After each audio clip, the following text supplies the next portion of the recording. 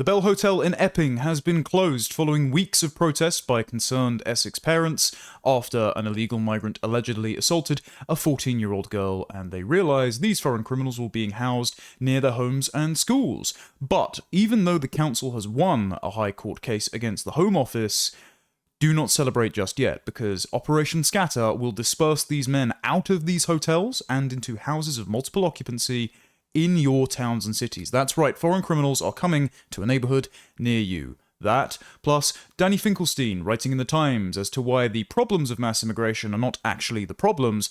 The real problem is you being upset about the policies that he and his friends have supported for years. And finally, some insight into how the third world thinks, because I promise you, even though you are forced to live alongside these people, you do not understand them. All that and more this week on Tomlinson Talks.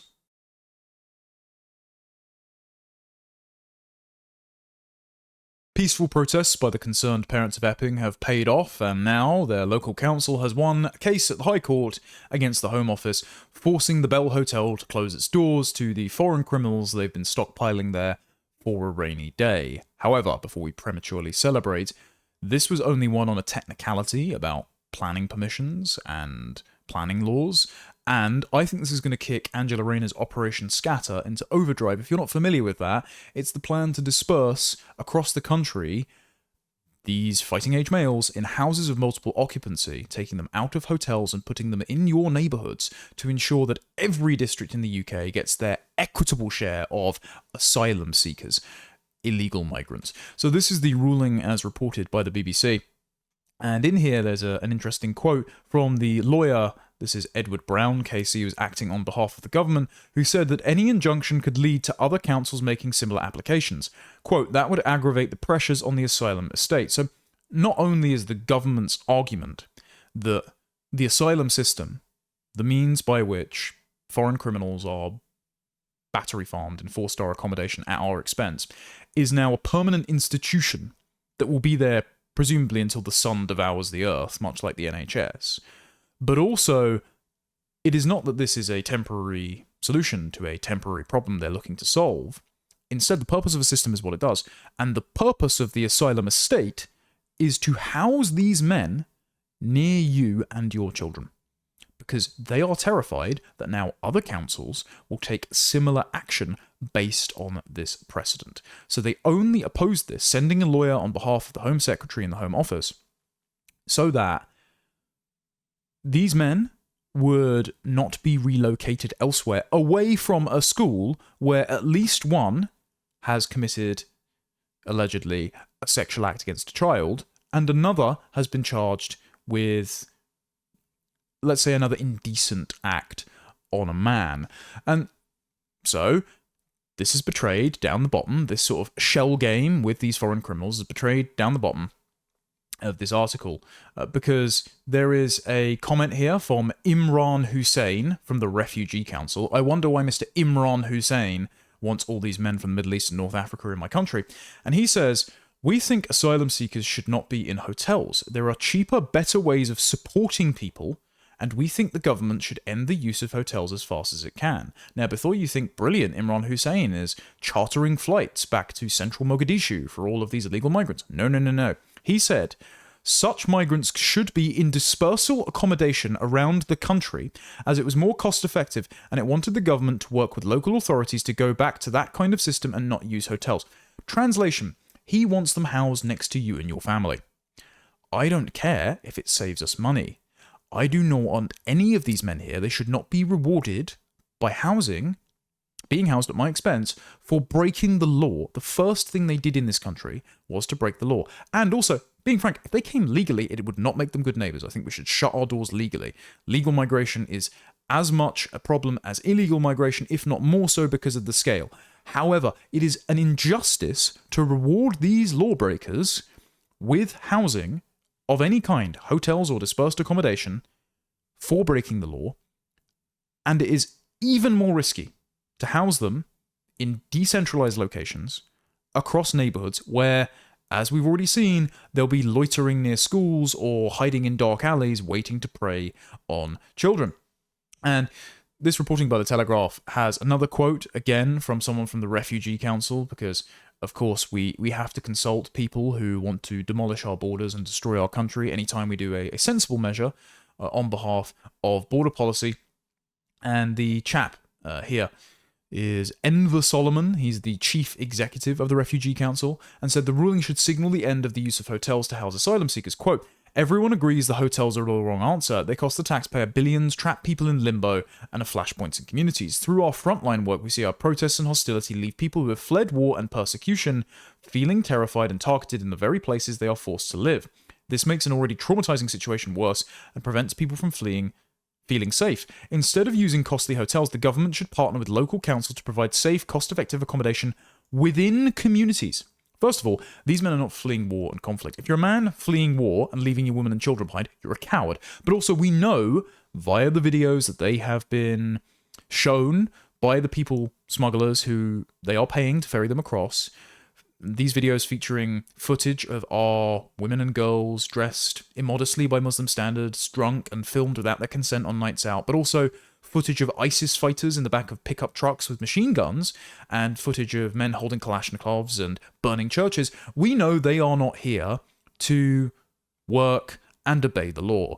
We know that many of them are here for some form of conquest. Now, that does not mean all of them. Perhaps this chap is nice, but perhaps, right? Perhaps we can take him at his word, because the Daily Mirror and ITV have found one asylum seeker at the Bell Hotel, fluent in English. This guy is Qadar Mohammed. He's 24, from Somalia, if you couldn't tell, who fled his village of Elba in 2022 after Al-Shabaab, the Islamic terror organization, killed his sister for apostasy after she was forced into an arranged marriage, and then he was conscripted into their ranks to preach the Quran, and he said he had a fingernail removed and he was slashed in the arm with a knife. If all of this is true, and of course I'm not inclined to take a criminal at his word, because, you know, the first thing he did was break our laws by breaking into the country, but if all of this is true, it's awful. But we can't take every single person from around the world, because there are so many horrible countries that are made horrible by the people living there, that we just become human grain silos. And is it worth the risk to trust that he is telling the truth? I would say no. He says in here, he travelled on a boat which left Dunkirk at 3 a.m. on the 11th of May, carrying 70 migrants, and paid people smugglers £800 for their help. He added, I'm happy that my application for asylum has been accepted, but I don't know what is going to happen next to me or all the people inside the Bell Hotel. Now, this article notes he travelled to Turkey. So he went from Somalia, and then he went to Turkey, then to Greece, and then to Austria, where he worked washing dishes, and finally got to the UK 3 months ago. If you were living and working safely in Austria, why were you here? Why did you shop around and travel through multiple Mediterranean and European countries before arriving in the UK? It's because you wanted our benefits. You were, quote-unquote, safe for years. You should not be allowed to do this. You should actually have to, if you are legitimately seeking asylum, seek asylum in a neighbouring country, or at least a country in your continent of origin. And we should not have to put up with this. Even if this one chap has a legitimate claim, it is not worth it. And so the ITV actually interviewed him, and they said, he said to ITV, please don't move us. If you move us, everyone will want to do the same to us. I'm not here to harm anybody. I'm here to look for safety. It's like, please don't move us. If you move us, everyone will want to do the same to us. Yeah, that's the point. You should go home. Or you should go to a safe country in the region you came from. Because we should not, as British taxpayers, be housing you indefinitely at our expense, knowing you will never contribute positively to this country, and most likely, you and your descendants will be a net fiscal drain and commit higher rates of crime. And that is not an exaggeration, by the way. Channel migrants themselves are 24 times more likely to go to prison than a native Briton. This is analysis conducted by the Times, and the overall immigrant population of the UK is 0.18%, the rate for citizens in jail, slightly higher than the average for Britons at 0.14%. However, the rate is significantly higher for the nationalities who make up the largest small boat arrivals, including Somalians, Afghanis, Iraqis, Albanians, and Iranians. The analysis by the Conservative Party, published in the Times, suggests that hundreds of migrants who arrive on small boats this year are likely to be jailed. According to the research, some 3.4% of small boat migrants could go to prison, a rate that's 24 times higher than the average for British citizens and 18 times more likely than the average migrant in the UK. It would mean 700 migrants who arrived on small boats this year could end up in prison if the rate is applied to the 20,422 people who have crossed the channel so far this year. So let's say at least 1,400, because it's about double that number. About 50,000 have come in since Keir Starmer took power in July. Let's say that 50,000 people come in. That's going to be 1,400 foreign criminals just added to our prison population, which prisons already being run by Islamic gangs called the Muslim Brotherhood, and places like Belmarsh have been said to be by former inmates just jihadi training camps. And then all the rest, the other 49,000 that we're also having to pay for living in hotels or houses of multiple occupancy. No, we shouldn't have to put up with any of this, actually. The risk is far too great. They add nothing, they detract a lot, and the longer they're here, the more crimes that they commit. And none of them should be here, especially those at the Bell Hotel. Because as it turns out in this Q&A that the Telegraph have run about the precedent set by the Bell Hotel, if you go down, what crimes are alleged to have been committed by Bell Hotel migrants? 3 residents are currently facing criminal charges. There is Hadash Gerbalaze Kabatu, 41, who's the Ethiopian chap who was arrested after allegedly assaulting a schoolgirl on the 7th of July, just days after arriving in Britain. And this is the case that prompted the protests in the first place. Mr. Justice Earie's judgment on the hotel also referenced the arrest of 2 other residents. So this has been revealed during the High Court ruling. Last month, Rawand Abdulri, 36, was charged with arson and intent to endanger life over an incident that took place at the hotel on April the 5th. And Abdulri was also charged with the same offence in relation to a separate fire at the Phoenix Hotel, another migrant hotel nearby, on the 28th of March. So he's just a serial arsonist we let in this country and are paying to stay at this hotel. And then Mohammed Sharak, who is another resident at the Bell Hotel, is accused of kissing a man on the neck on the 25th of July. Must have mistook Essex for Brighton. In court last week, he denied a charge of sexually assaulting a man aged over 16 by touching him in a sexual way without consent. Why are any of these people here? Because the government wants them to be, is the answer to that, of course. So, there's another reason they're here as well, and this is the legalistic argument. So here's a question. What is Yvette Cooper's statutory duty to asylum seekers on accommodation? The Home Secretary is required to provide accommodation and subsistence support to all destitute asylum seekers while their claims are being decided. These legal obligations are set out under the Immigration and Asylum Act of 1999. Support under Section 95 of the Act is provided for people waiting for a decision on their asylum claim or appeal. Section 98 support is provided while a person's eligibility for Section 95 asylum support is being considered. Okay, repeal that law. Repeal the Human Rights Act that allows them to constantly frustrate the deportations process with appeals to Article 2 and Article 8 of the European Convention on Human Rights. Either reform or leave the UN Refugee Convention of 1952. At least reform it to say that refugees have to seek assistance in their continent of origin. Get rid of all these laws if you really want this problem solved. But actually, of course, the government don't want this problem solved because they are inveterate traitors and fully bought up and paid up ideologues dedicated to the fantasy of universal human rights. And so repealing said laws to actually get anything done is beyond the question for them. And so we just have to house foreign sex offenders at our expense forever, apparently. And they wonder why people have turned to protests and appeals to the High Court to get anything done here. So there's a question here, what will the government do next? And this is what they're properly afraid of, right? Lawyers representing Miss Cooper made a last-minute legal application to intervene in the case ahead of the judgment. Mr. Justice Erie rejected the application. Angela Eagle, the Border Security Minister, said the government would carefully consider this judgment, adding, as this matter remains subject to ongoing legal proceedings, it would be inappropriate to comment further at this stage. However, lawyers for the Home Office confirmed they would seek to appeal against the injunction. So they're still going to fight the hotel closure, even though the ruling has been made, because they just want these criminals, some seem to be convicted, others alleged, they want them housed in this hotel near your schools and families. That is what the government wants. Now, does this set a precedent for a kind of domino effect of lawsuits across the country? Because that's what they're afraid of.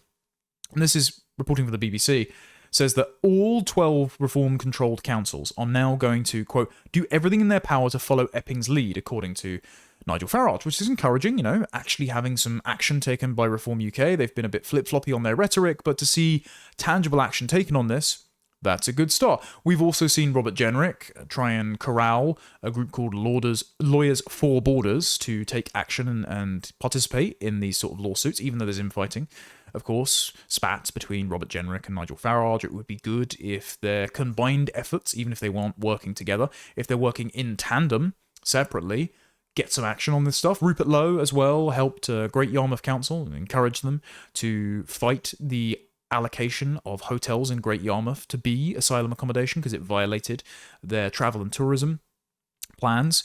And so this sort of stuff is quite encouraging. There's apparently a Tory-run council as well called Broxburn, and it was the first local authority to declare it was seeking legal advice as a matter of urgency about whether it could take similar action to Epping. This is all very good. But before we celebrate, let's look at the specific statute that was cited in the case that allowed the Bell Hotel in Epping to be closed. And this is Stephen Swinford.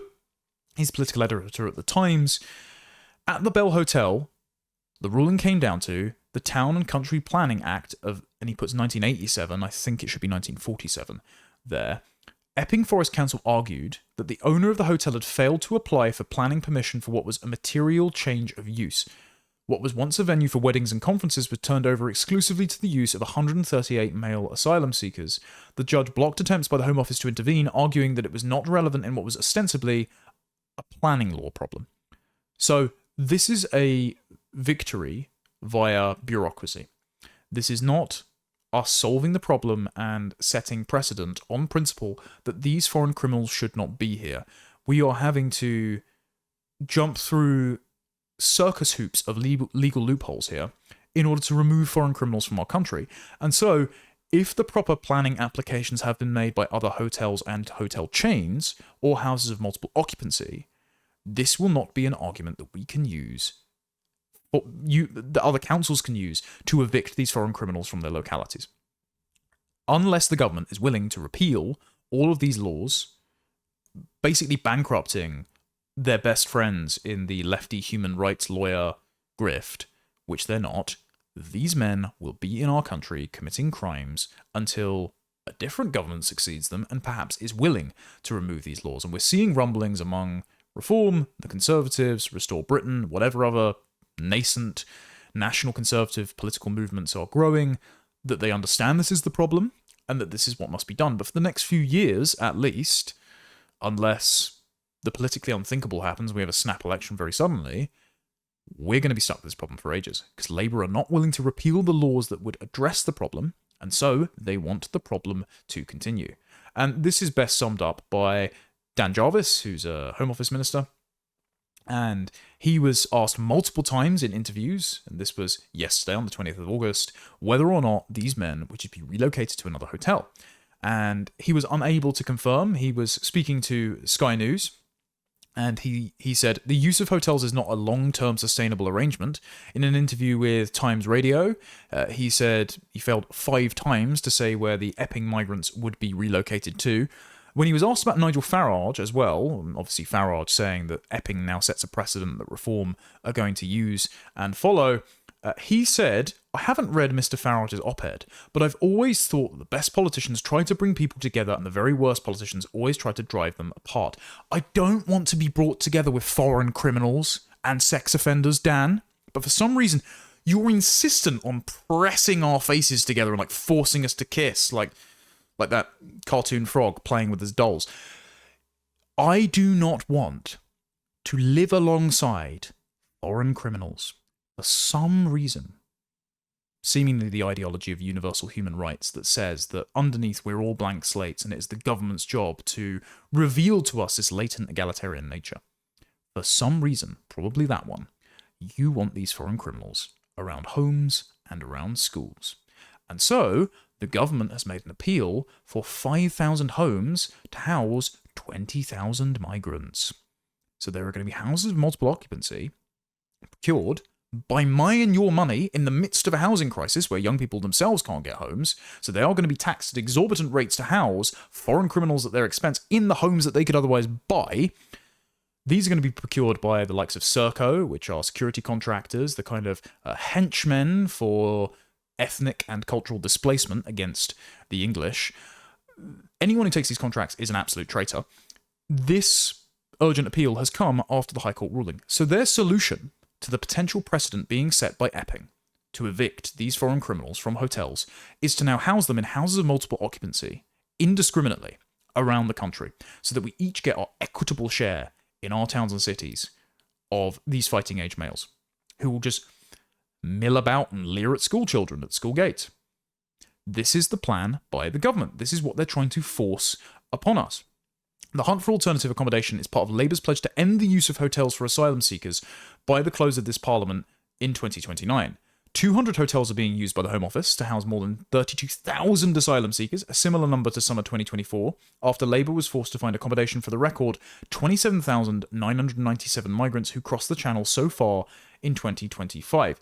And so they are trying to plug all the gaps in their sinking ship, but they're unwilling to right the ship by getting rid of the laws that brings these people here in the first place, mainly because Keir Starmer wrote the 1998 human rights law textbook to tell lawyers, particularly immigration lawyers, how to apply the ECHR in their immigration appeals cases.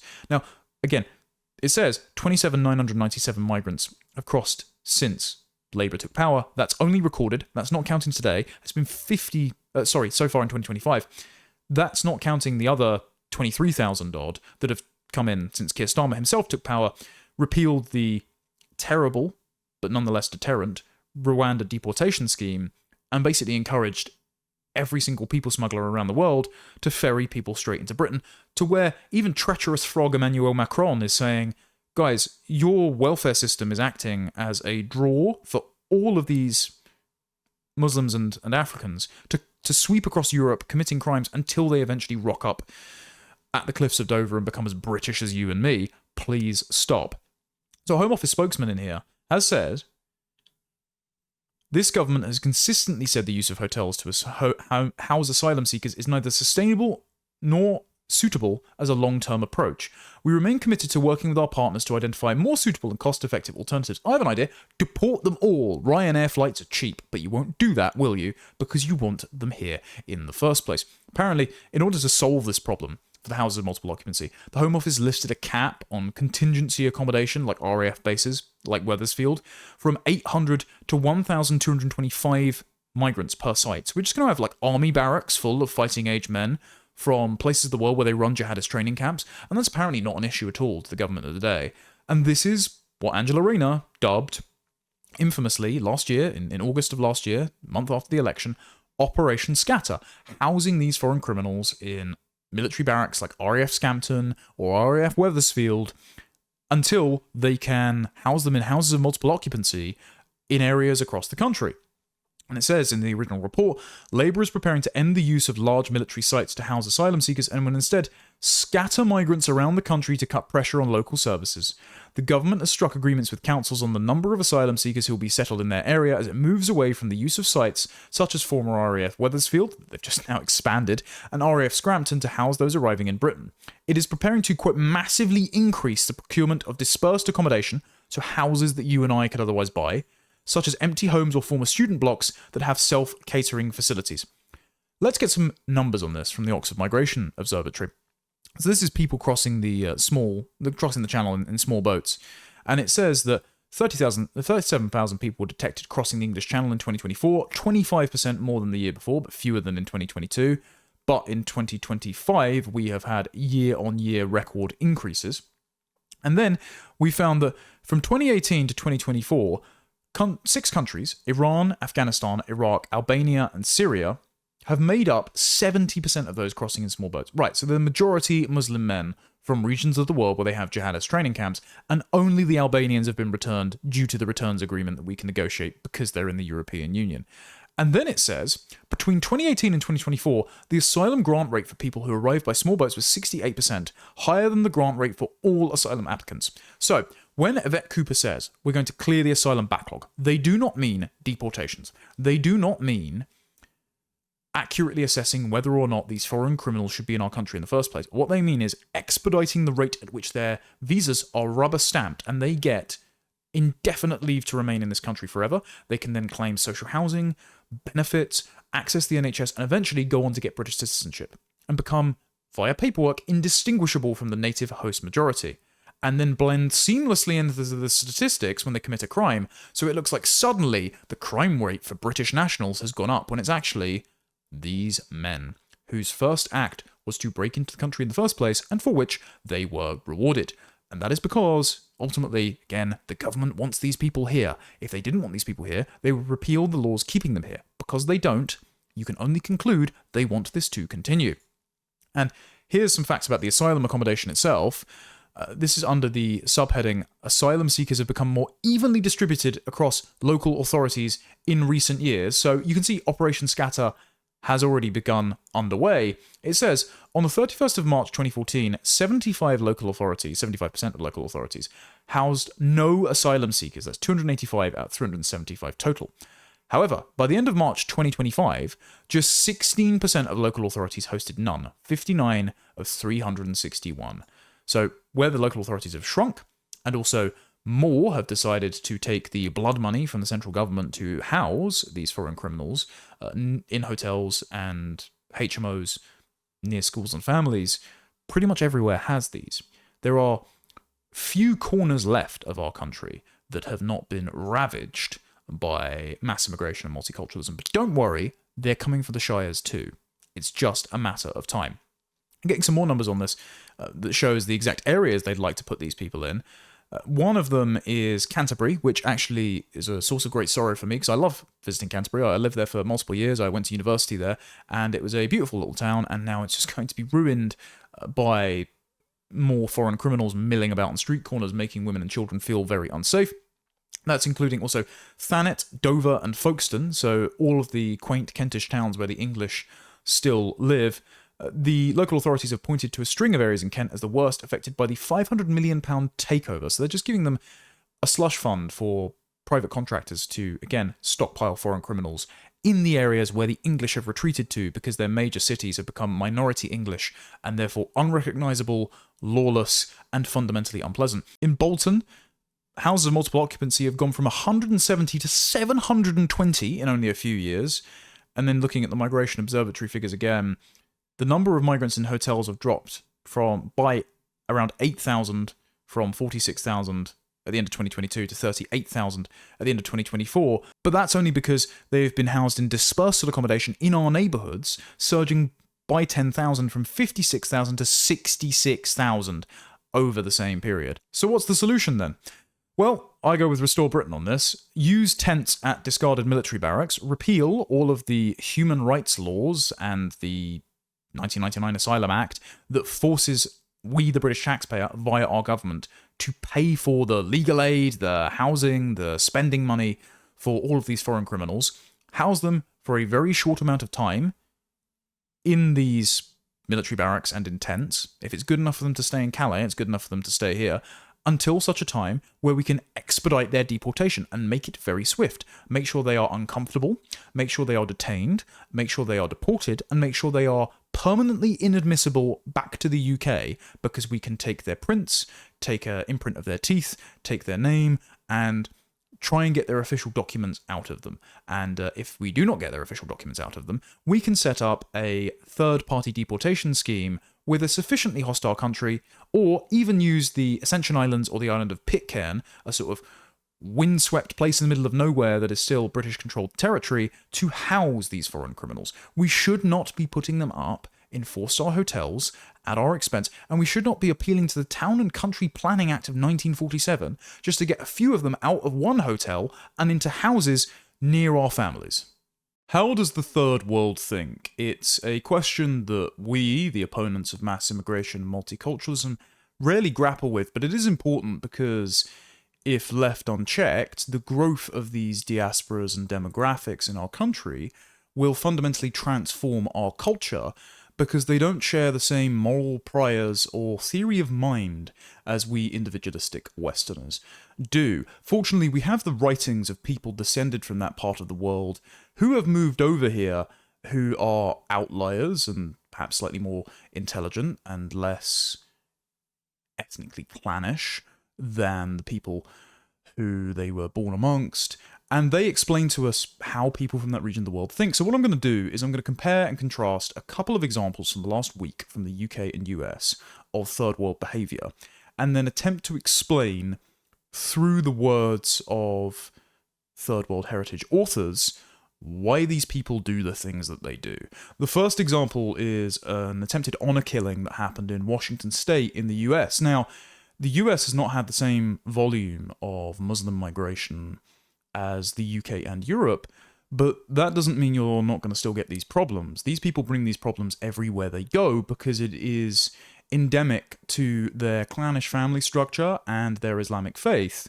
And so it's just a problem of scale. It's not a question of if, but where and when. And so if you guys don't stop mass Muslim migration, you will experience this. Now, I'm going to be talking throughout this, by the way, mainly about the Middle East and Africa, particularly the Islamic world. I don't have much to say about Central and South America because we don't have much of that kind of migration over in the UK.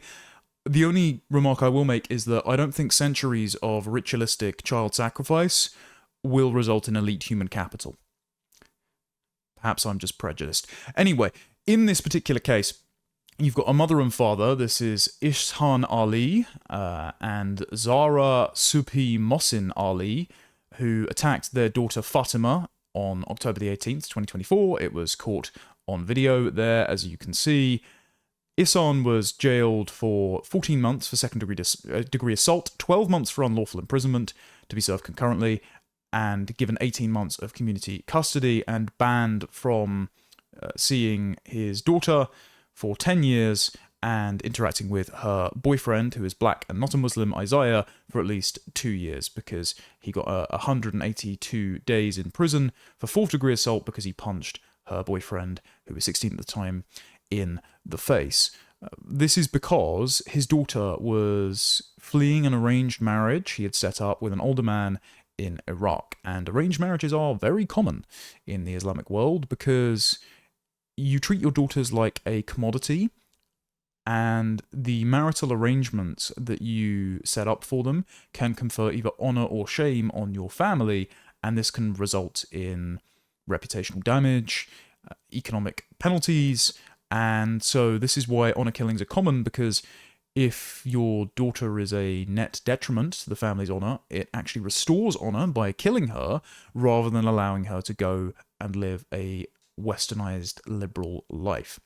And this is why so-called moderate Muslims who move to the West hunker down in these ethnic enclaves and actually entrench in their tribal, clannish, and doctrinally Islamic behaviours in reaction to the secular, liberal Western world waiting on their doorstep. They actually radicalize, or rather become more devout and fanatical, according to their core texts, in reaction to the world around them. They don't assimilate, quite the opposite.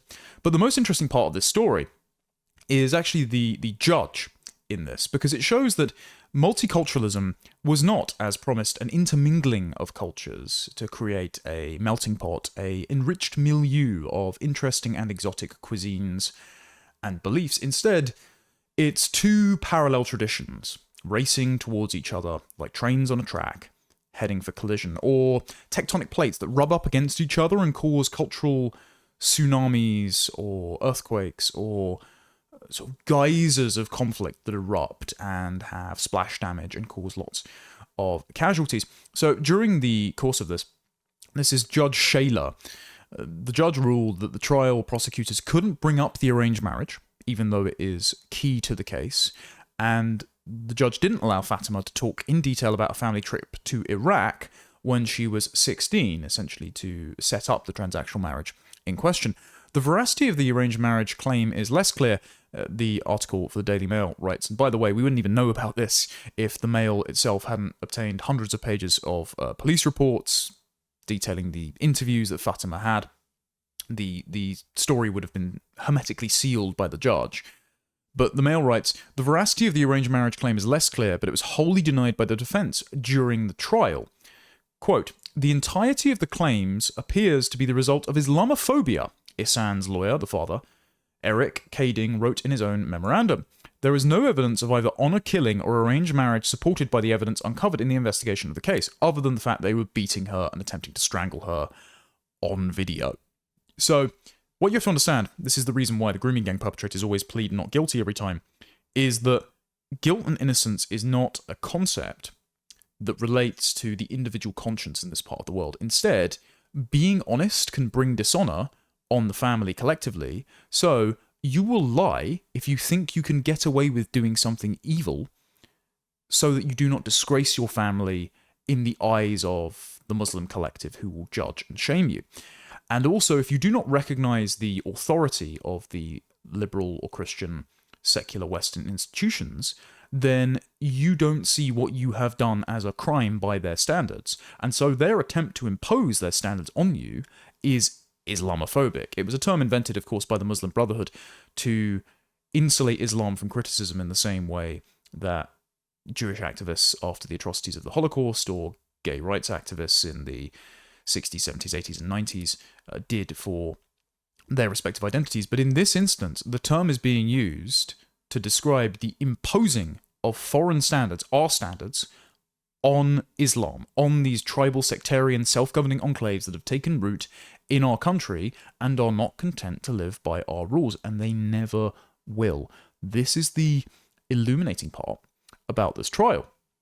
Also, it says, the reason for Judge Shayla's rulings that kneecapped the prosecution's case was that their inclusion would unjustly prejudice the couple in the eyes of the jury. Of course, what you're getting here is the rubbing up against each other of cultures, and the liberal state which presumes itself to be the governing philosophy, the sort of the container in which all other traditions can mix and sit.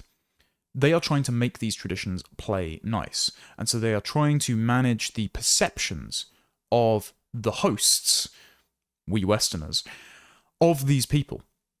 And so they are trying to omit the ugly but intrinsic parts of these cultures from public knowledge so that you don't have a negative judgment of them, because they think that our negative judgment of these people is the only thing stopping them becoming indistinguishable from us, because deep down, thanks to the blank slate, they're all exactly the same. And so they don't understand the mindset that is brought by these people that is completely incompatible and unwilling to be compatible with the way that we live. And the best person that has articulated this is actually Ayaan Hirsi Ali in her book Heretic from 2016. There is a passage where she describes why Islamic honor culture happens, and I'll just read it to you here. Anthropologists since Ruth Benedict's study of Japan in World War II have made a distinction between shame cultures and guilt cultures. In the former, social order is maintained by the inculcation of a sense of honor and shame before the group. If our behavior brings discredit on our tribe, it may punish or even expel us. In a guilt culture, by contrast, a person is taught to discipline himself by means of his own conscience, sometimes backed up by the threat of punishment in the life to come. Most Western societies went through a 1,000-year transformation from shame to guilt, a process that coincided with the gradual breakup of tribal family structures. Europeans underwent a long process of detribalization, beginning with subjection to Roman law, conversion to Christianity, the imposition of monarchical rule over baronial power, and the gradual rise of nation-states with their concept of individual citizenship and equality before the law. So all of these are based on distinctly Christian foundations, and particularly Western family structures with low rates of cousin marriage. If you have a high rate of cousin marriage, if you have a high rate of incest, which happens commonly in the Muslim world and in Africa, then your entire focus is around your ethnic and familial in-group. So you don't extend moral consideration outside of that in-group, and you do everything you can to advantage that in-group, meaning lying, cheating, and stealing is permissible. And in fact, if a person falls for your lies, your scams, your theft, then they are the sucker, and you're actually more intelligent than them, and so you have an obligation to take advantage of people if and where you can, because it is to the benefit of your collective, rather than having a kind of Jiminy Cricket gnawing away at you in your ear that was instilled in people thanks to, yes, a reduction in cousin marriage, but also and Larry Siedentop's written very well about this, the idea that the Logos places a burden on the individual to understand and articulate and enact their morality. This comes from ancient Greece, of course, but is given flesh, as it were, in the Christian tradition. None of this is present in the Islamic world, and none of this is present in the largely illiterate and very tribal regions of Africa. So this is not a concept that can cross-pollinate between civilizations. Even if these people are brought here into our civilization, they still bring their tribal, clannish, honor-based value system with them. Ayaan writes, the Arab world in which Islam first triumphed did not undergo a similar transformation. As Anthony Black writes in The History of Islamic Political Thought, quote, Muhammad created a new monotheism fitted to the contemporary needs of tribal society. The effect was to perpetuate tribal norms by freezing them in place as holy writ. Arabs can see themselves as the chosen people with a mission to convert or conquer the world. According to Muhammad, each of the great monotheistic religions was an ummah, a global Muslim race, a community or nation defined by its adherence to the teachings of its prophet. Jews were defined as an ummah through their adherence to the Book of Moses. Christians were defined as an ummah united by adherence to the teachings of the prophet Jesus. The Islamic ummah, however, was meant to supersede these other groups. Within the ummah, all Muslims are brothers and sisters, and so, how Muslims see it, they have solidarity with their family, with their clan, with the global Muslim race, which is at odds with other religious-based races. So they see themselves in constant racial conflict with the Christian people of the West, and also with us on ethnic and familial lines.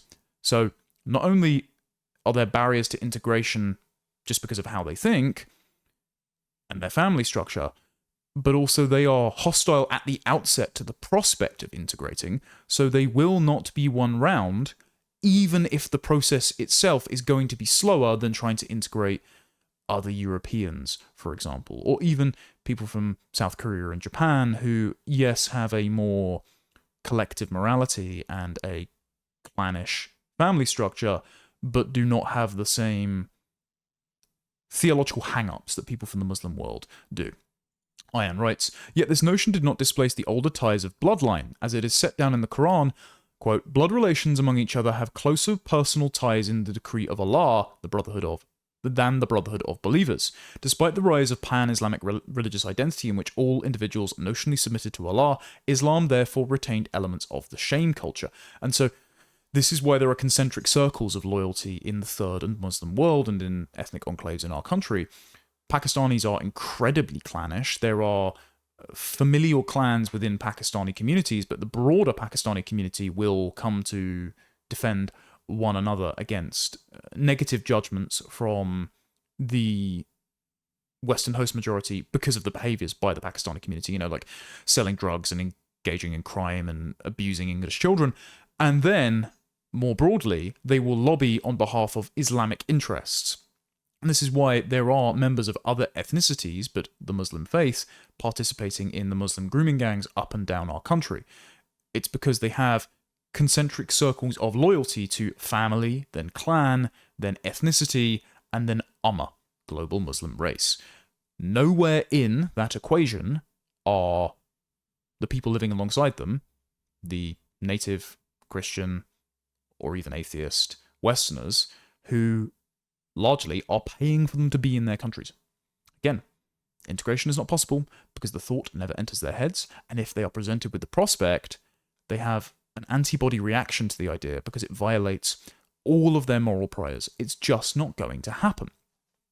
Ayaan writes, from its origins as a new faith community, Islam had the overwhelming need to remain unified or risk reverting back to tribal fragmentation. The first schism over the question of succession nearly led to the collapse of the religion. Within Islam, fitna, that's strife or disagreement, was therefore seen as fundamentally destructive. And this is why you get lots of young Muslims, as we'll see in Ed Husain's Among the Mosques, saying things like going on Facebook because you might encounter female profile pictures, or walking through white majority areas that still have pubs, present a temptation to indulge in sin and is therefore fitna.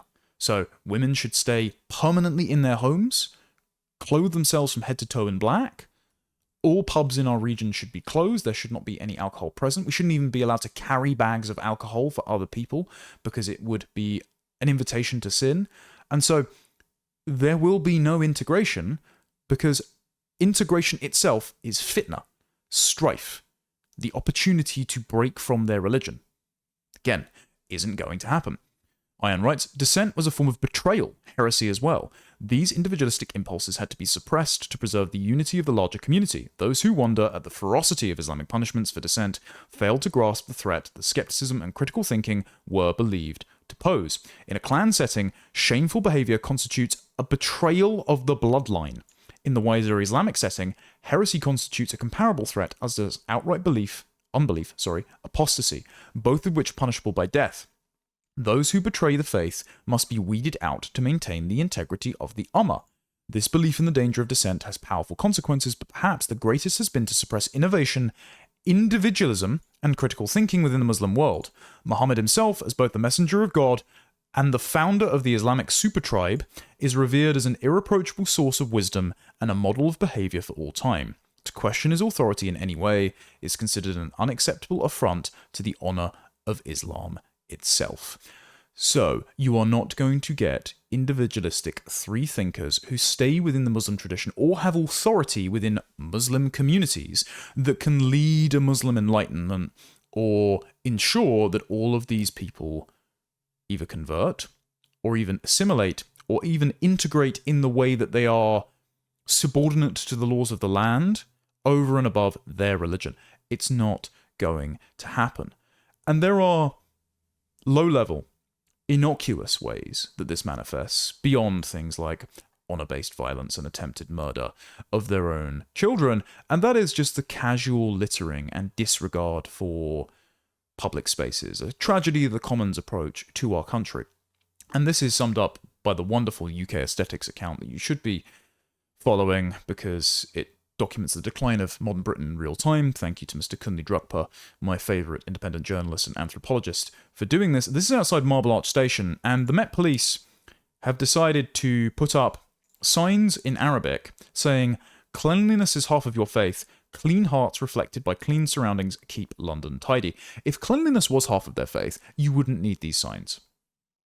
If they were doing this of their own accord, if it was part of their religious doctrine to which they hold so dear, they would not be doing this. This is also paid for by public money, of course, and we wouldn't need to do this if these people were not here in the first place.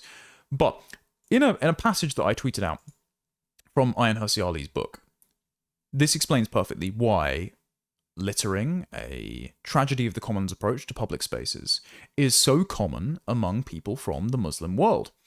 Quote, "As a translator for other Somalis who had arrived in Holland, Ayaan, saw this phenomenon in various forms. One was simply the clash of cultures when immigrant Muslims and native-born Dutch lived in close proximity to one another. In apartment complexes, the Dutch were generally meticulous about keeping common spaces free of any litter.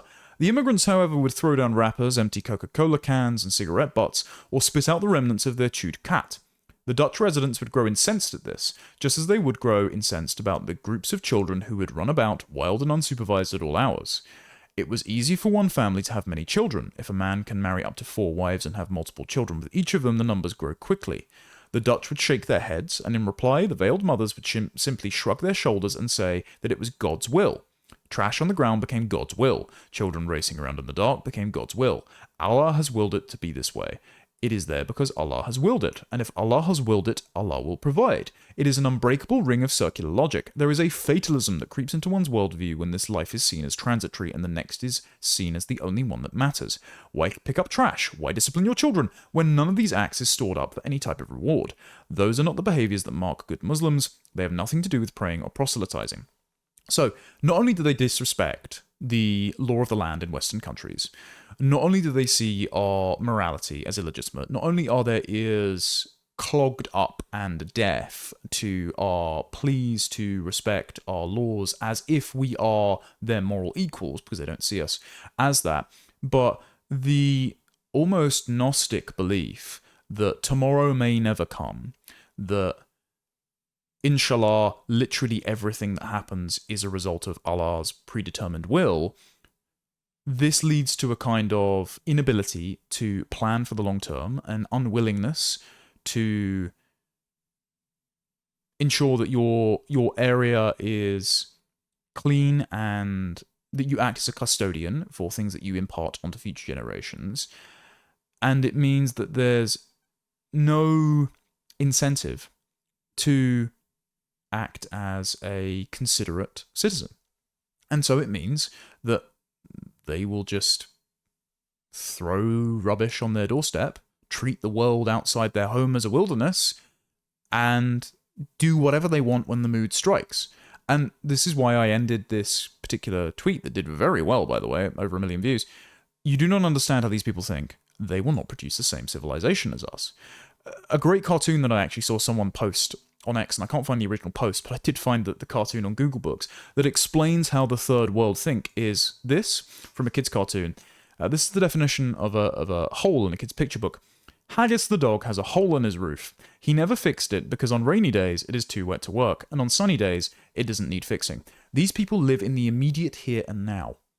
They do not think that on the sunny day it would be a good idea to fix the roof because a rainy day might come. Instead, they just think, oh, it is raining now, so I can't do this. There is no step 2, 3, or 4 to their thinking. They are permanently on step 1. And trying to get them to address abstract hypotheticals or plan long term is basically impossible. Now, when I posted this, there were a number of comments accusing me of making things purely ideological or in the domain of ideas or religion, with the premise being that if you just change these people's ideas, they would be, again, indistinguishable in behavior from Western Europeans. That is not the case. What people that either say it is purely ideas or purely racial or ethnic fail to understand is that the impact of ideas on family structure and therefore lineage, parentage, things like intelligence or impulse control, is symbiotic. They mutually reinforce one another. Islam justifies cousin marriage at scale because Muhammad married a cousin. Islam justifies polygamy at scale because Muhammad had multiple wives. Islam justifies child marriage because Muhammad married Aisha when she was 6 and consummated the marriage when she was 9. And so, when you have cousin marriage across the Muslim world, as documented in this excellent article for the Oxford Journal of Law and Religion by Patrick Nash, at rates of over and above 60 to 70% that we've recorded and know of, what is the hope of changing their mind? Very, very little.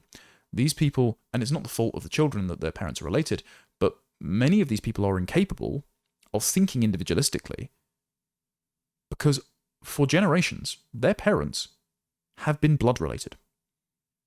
This is a very difficult conversation to have, but this conversation is necessary because we now have millions of these people in our countries. And the prospect of integrating them, it is a fantasy. Total fantasy. That does not mean that we need to be cruel to these people, but it does mean we need to be realistic about the kind of civilization that importing people like this will create. And I just need to read some of the stats from this particular article because they will blow your mind. At the global level, around 80% of all marriages in history have been consanguineous. That means between cousins. At least 8.5% of all new births worldwide are to consanguineous parents. This is highly concentrated in the Muslim world and in Africa, by the way. 10% of all humanity practices cousin marriage, and 20% of the world's population live in communities preferring it. Cousin marriage predominates across the Middle East, West Asia, and North Africa, as well as among emigrants from these communities now residing in North America, Europe, and Australia. In this regional bloc, around 20 to 50% of all marriages are consanguineous, and the practice is most prevalent within the historic heartlands of Islam, Arabia, and its immediate environs, and the peripheries of the Muslim world furthest from those abutting Europe, Pakistan, Afghanistan, and sub-Saharan Africa. For example, it is least common in Morocco, 10 to 19%, and Turkey, 20 to 29%, moderately common in Syria and Iran, 30 to 39%, common in Sudan and Afghanistan, 40 to 49%, very common in Qatar and Saudi Arabia, 50 to 59%, and most common in Pakistan, 65%, and Kuwait, 68%. I'm so glad that the UK is taking in millions of Afghanis and Pakistanis. In some places, these rates may be starting to fall, perhaps in Saudi Arabia and Bangladesh. In most, they remain static. In others, they are rising, Afghanistan, British Pakistani diaspora.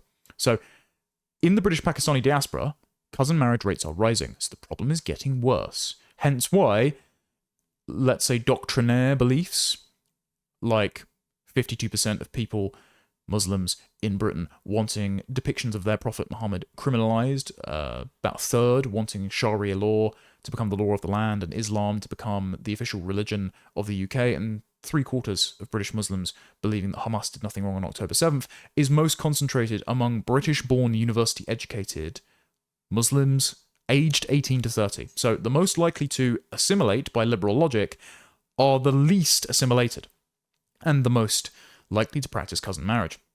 Within national and diasporic data, there are further local variations. In some provinces, rates are significantly higher than the national average. Various Middle Eastern provinces, 80.6 to regional 50%. Rural Pakistan, so like Mirpur, where Britain gets the majority of its Pakistanis from, 80%, 80 to national 65%. Bamyan in Afghanistan, 51 to national 46%. Sylhet in Bangladesh, 8.76 to national 6.64%. Across the world, first cousin marriage is the most commonly preferred degree. By contrast, the average for Western and other non-Muslim countries is typically well under 5%, often under 1%, as is the case in England, which gave rise to English individualism, according to Alan McFarlane's excellent book. And although rates for Jewish diasporas tend to correlate roughly with those of their host countries, they are significantly lower than those for Muslims. So this also isn't necessarily a problem in the Jewish community. Dr. Jonathan Anomaly's spoken about this before. He, as a geneticist, cites the Catholic Church's prohibition on cousin marriage as the reason why the West became individualistic and much more intelligent than the rest of the world, and therefore produced all of these wonderful innovations that the Muslim world and Africa are incapable of producing in the past and still at present largely. And he explained that Jewish communities in the West actually have apps that compare their genetic compatibility to likely marital partners, because the communities are so small that the rate of intermarriage is actually, well, the risk of it is relatively high, and so to keep the rate low, they have to monitor this stuff. The Muslim world do the opposite. They actively encourage it, and if you try to break from these kinds of marriages, they will punish you with potentially fatal beatings. In certain communities, rates are greater still, most notably among Irish travellers, between 20 and 40%, and British Pakistanis, between 40 and 60% on average, but over 90% in multiple Bradford biradaris. And biradaris are Pakistani clans that govern certain sections of this country, particularly Bradford, as Ed Husain's Among the Mosques explains. And so, what kind of politics does this produce? You know, maybe we're going to get moderate Muslims coming out and explaining to the Muslim communities the benefits of integration, the benefits of assimilation, why cousin marriage is a bad thing. Well, there's reason to be pessimistic, because as Ed Husain, himself a Muslim, discovered while walking across the major Muslim towns and cities in Britain, and going into its mosques and speaking to their attendees, members of madrasas and their elders, even the moderate Muslims are keen on a caliphate. So he spoke here to a imam called Husain. I think it might be a pseudonym. He does say at the start that he has changed the names of some people to protect their identities, about children being born disabled from cousin marriages, and whether or not the mosque would be willing to speak to a local white liberal woman who runs a charity, probably government funded unfortunately, that does music and dance workshops for these children. And of course, music and dance and intersex socializing is haram in Islam. It's an opportunity for fitna, as I mentioned earlier. And this is one of the most chilling conversations I think I've ever read. I'm just going to read it in full. So, Imam Husain is in his late 30s, fully bearded and with an endearing smile that radiates sincerity. The charisma of the clerics must be one reason why they control the conduct of their community so effectively, I surmise. So what brings you to Bradford, he asks Ed. I'm travelling to different cities around the UK, trying to get a sense of where we are as a country and how Muslims are adjusting to modern Britain. Ah, let me guess, you have another book on the way. You're a clever man, I reply, neither confirming nor denying his suspicions. And so he explains that he met this woman called Louise. I met this amazing woman this morning in Bradford. She's the director of a theatre charity in the Manningham neighbourhood, and her work is entirely about helping disabled children. But she told me that Muslims in Bradford are not engaging with the charity, and I suggested she should meet you. She is afraid to visit a mosque on her own. And he said, Brother Ed, she'll be my guest. We have the regular open days, and I will personally welcome her. So he seems willing to engage with the wider Western world at first. Our problems are far deeper than not engaging with art and theatre, though. There's widespread abuse of disabled children in the community. They're hidden away. Many of the Muslim parents just don't care about these children and take their social benefit money and use it to support their families, open shops back in Kashmir. So they send our tax money, mine and your tax money, back home. So the government benefits go to buy a new taxi or develop a shop in Kashmir. Most Pakistanis here have strong links to the Kashmir region. The money intended to help parents with the disabled children is used for the parents' benefit instead. We aren't even ready to think about art and theatre. How did Bradford become like this? Ed asks. It's painful to watch part of our country becoming so segregated. I mean, where are the white English people around here? I've hardly seen any. And these attitudes to the disabled seem so far from mainstream culture. Can you see the cultural difference? On this point, Imam Husain becomes defensive. They're all around us, Ed. The white people are still here. It's only a few pockets of Muslims. You'll find the Muslim areas in the BD 1, 3, 5, 7, 8, and 9 postcodes. The rest are more mixed. It doesn't feel like that to me, Ed says. Every taxi driver, every shop, every house I have seen seems to be Asian and Muslim. The odd Polish place, yes, but it's all Muslim shops for Hajj, money transfers, halal butchers, and hijab shops.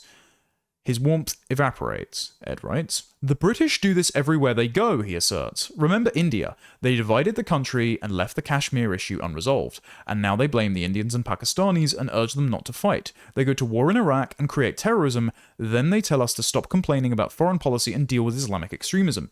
Do you know when Syrian refugees arrived in Britain, they sent many of them to Bradford? We have thousands of Syrians. The government said, look, there is a city with mosques and Muslims, let's send them there. Now the British say to us, you have mosques and refugees and too much religion in Bradford. They create the problem and they blame us. So if you scratch the surface of these community leaders, apparently in charge of assimilation efforts, appointed by our liberal government, and people like this judge who wanted to keep the honour-based nature of the crime from the public, if you scratch the surface of these people, you will find seething ethnic resentment, historical grudges that cannot be resolved, and yet they are in our country anyway. So they are hostile to the people, they impose upon us an inexpugnable collective racial guilt, and yet they do not admit to the problems that they themselves and their co-ethnics and their fellow Muslims, members of the Ummah, have created. Because Ed writes, his blaming of the British and casting Brits as the other creates a frostiness between us. He detects it too.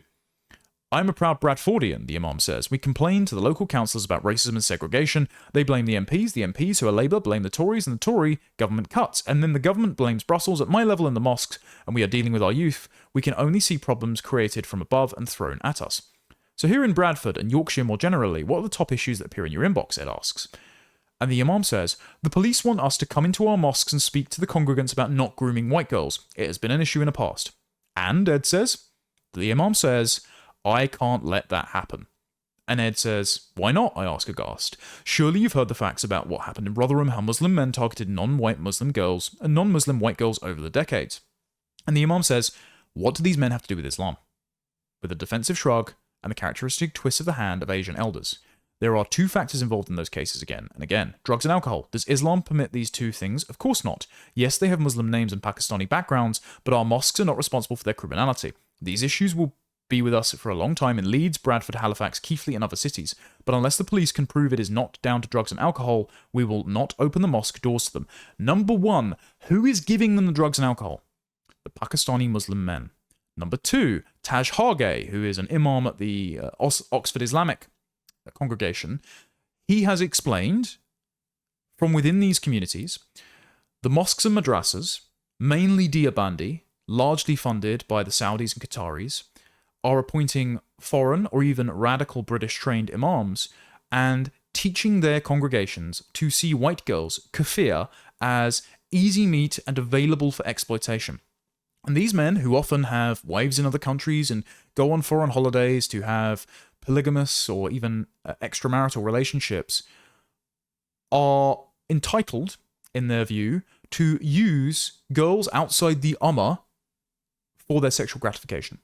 So they see them, as Jack Straw, the former Labour Home Secretary, once said, as easy meat, or no better than a piece of chewing gum on the road, as one of the perpetrators himself said, or as one of the perpetrators said in a transcript read out by Katie Lamb in a famous speech, they are here to F white girls and F the government.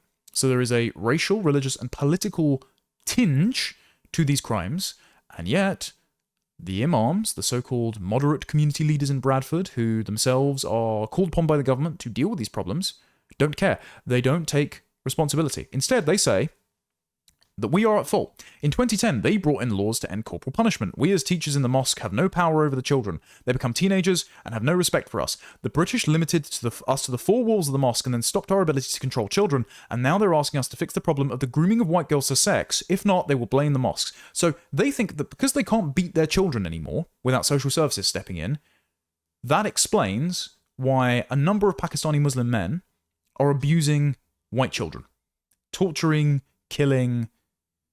All manner of other atrocities are inflicted upon white children because apparently Muslim parents can't beat their own sons. Again, moderate Muslim community leader that's happening here. Then he goes on to complain about Brexit, and then Ed Husain asks him about the Salman Rushdie riots in Bradford. After Rushdie wrote the Satanic Verses, British Muslims called for a fatwa against him. They burned copies of his book. Quote, "The Imam falls silent. I tried to read the book. It doesn't make sense. Pir Maruf's main student, Haji Likwat, organised the protests." You mean the book burnings, Ed said. "Look, it's not like that. Yes, books were burned, but it was a matter of love." Yes, books were burned, but it was a matter of love. You have to understand that when you play with emotions, anything can happen. Even in the West, in matters of love, we see death. Look at Romeo and Juliet. And then he says, "The answer lies in your question. We also have the freedom to respond as we wish to people who insult the Prophet Muhammad. I am not saying kill Rushdie, no, but others have and will continue to do so." So even if he is not calling for the death of Salman Rushdie, who has now lost an eye because of the fatwa against him, this moderate British imam the government relies on for its integration efforts is justifying those calling for his death. And this is common. This is in Bradford. This is one of the most populous Muslim enclaves in the country. This is one of the epicenters where the grooming gangs have been operated, and he takes no responsibility and has outright ethnic resentment towards the native white British. And he says, and there's a bit later on here where Ed just goes, "Can't you see where this is going? This is not going to end well. Can you not see the direction of travel here, Imam? Where we are heading, there are only three possible outcomes." And so he says, the three outcomes: we keep these ghettos, close the doors of the mosque, and face a race war, a religious war. You're already seeing football fans and army veterans supporting Tommy Robinson. Secondly, we self-deport or get deported. That's by far the best solution. You've heard Trump tell US Somali congresswomen go back. Or thirdly, we modernize, integrate, and live in peace and harmony with all our neighbors and contribute to Western society. And so, the Imam blames us again. He says, "Whoever is instigating these conflicts with Muslims must take a step back. We have done no wrong. It's a free society, isn't it?" And then he goes, and this is one of the most disturbing parts of the entire book. "You know, these politicians and police people always call us for support and help. They say give us a structure, a single leader. Many of them deal with me because I can help them access a large section of the Muslim community. And our students ask us, when is the caliphate coming? I always say to them, do your part. Qualify, take to community service and the mosque, and the caliphate will come. When it comes, we will swear allegiance to it because we must, as the fiqh, Islamic jurisprudence, books command. Until we have that single Muslim leadership, and we give the oath of loyalty to the caliph, we won't feel fully comfortable, and the British won't have the singular structure they demand of us." All of this because, he says, ask anybody in the streets out there if they feel comfortable in Britain, and they'll say no. So, the point is, integration to them means a caliphate. There is no prospect of integration. Most are not capable of it.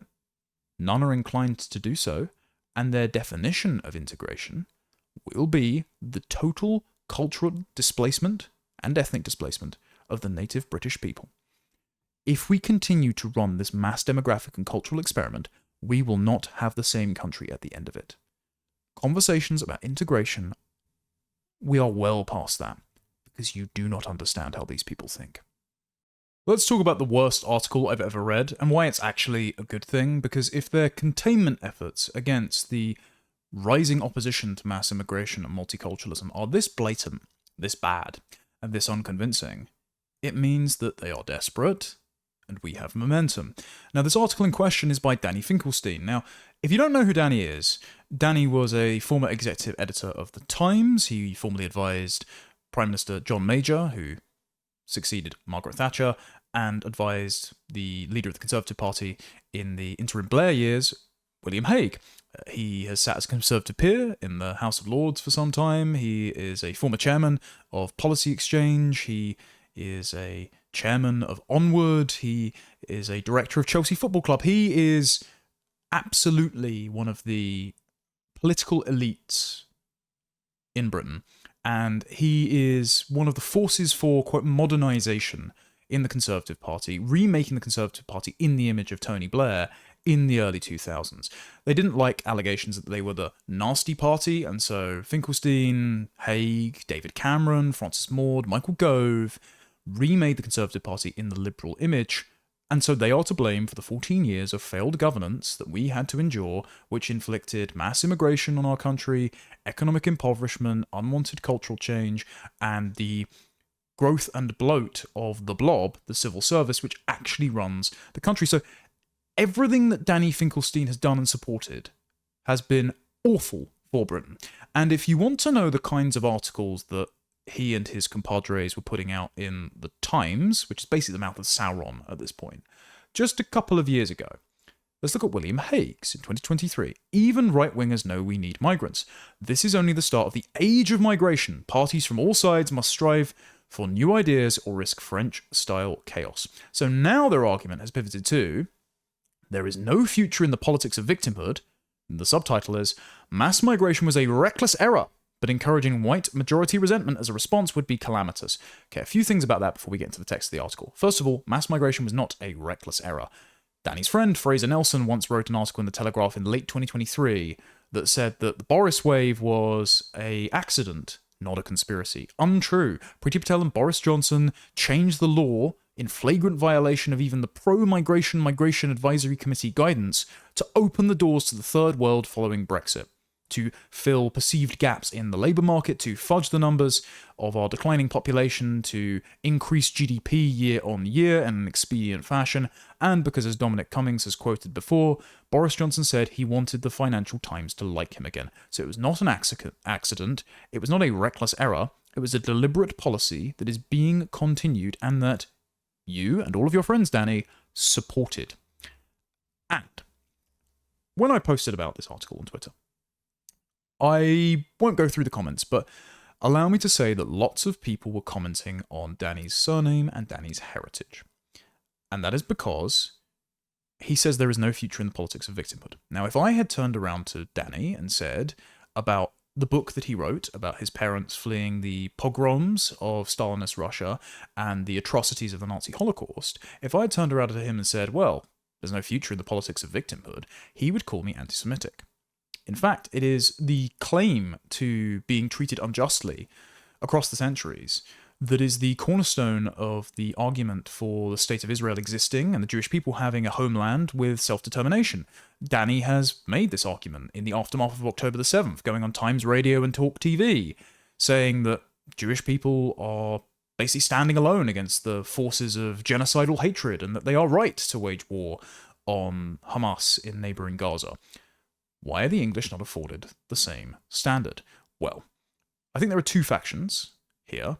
There are some Jewish intellectuals, and I'm friends with some of them. I've got books by Yoram Hazony and Paul Morland on my shelf behind me that recognise that actually the model of nation states, practiced by Israel now, but practiced by all of the West, Europe, America, for centuries before the Second World War, is actually desirable.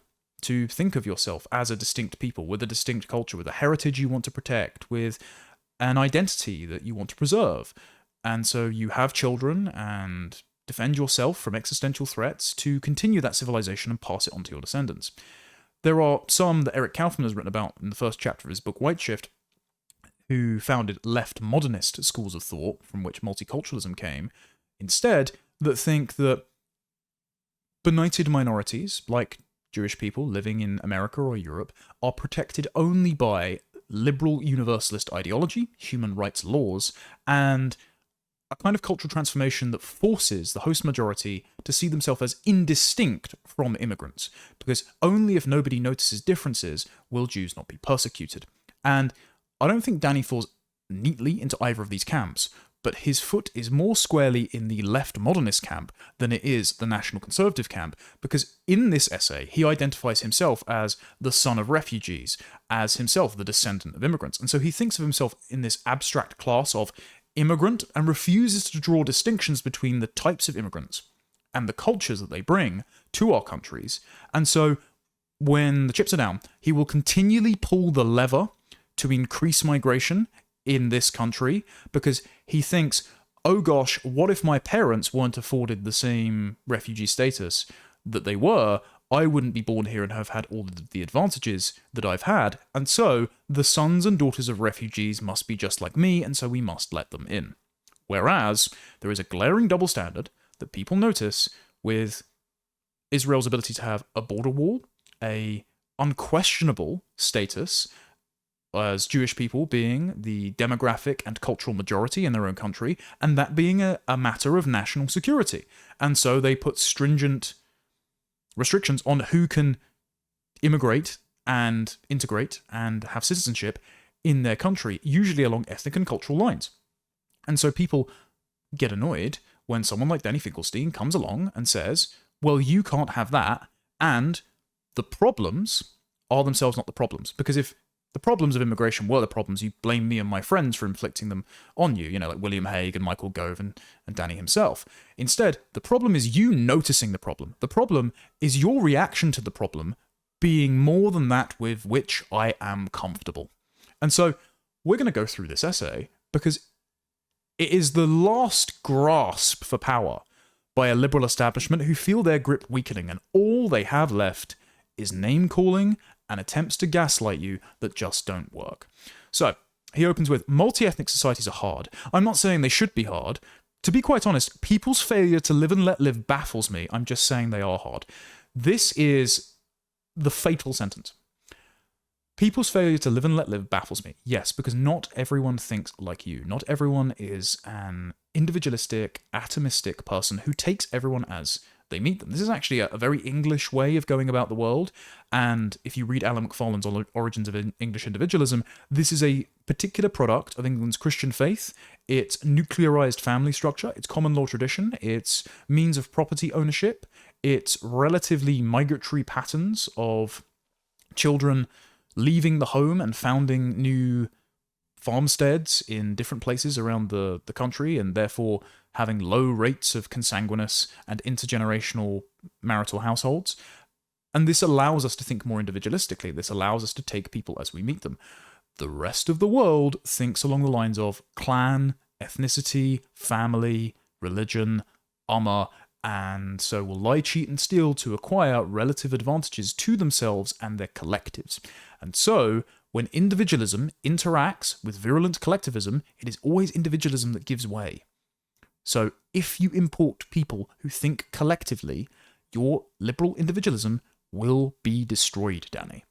This is what you are encountering. And so what you're encountering instead, among the white majority resentment politics, is the English, not necessarily white, because, well, the majority of European immigrants that came over before Brexit was passed were themselves white. So this isn't necessarily a racial thing. It is a ethnic and national identity thing.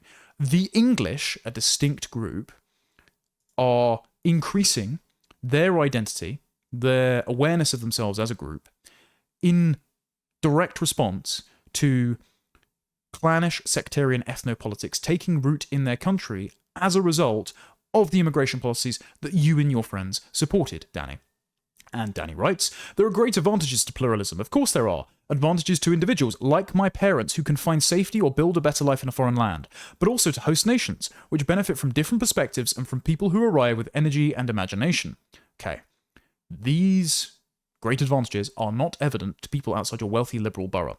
You would have a hard time convincing someone in a northern mill town that immigration has been of great advantage where there are no-go areas in Bradford, Manchester, Oldham, Blackburn, and their daughters have been subjected to repeated abuse and torture by Pakistani grooming gangs. You're not going to convince anyone that the food is worth it, Danny. And also, if the price of allowing individuals like your parents to find safety and build a better life in a foreign land is to have their children continually lecture us and call us racist when we complain about the inevitable criminal and expensive consequences of immigration. If the price is to be called racist by the children of immigrants, no matter what we do, no matter how generous we are, then the price isn't worth paying. It just wasn't worth it. And yes, that is an uncomfortable fact. But that is how the majority of people feel, and I think the recognition that this is how the majority of people feel is what has caused Danny to write this desperate article. So Danny writes, from Vietnam to Venezuela, and from Serbia to the Sudan, multi-ethnic countries struggle to maintain their balance, suffering civil wars and violent struggles for domination between groups. Even where the outcome is less dire, ethnic tensions can come to dominate politics, which is why for more than a quarter of a century in active politics in this column, I have been warning against allowing mass migration into the UK. Well, the people you were advising and friends with weren't.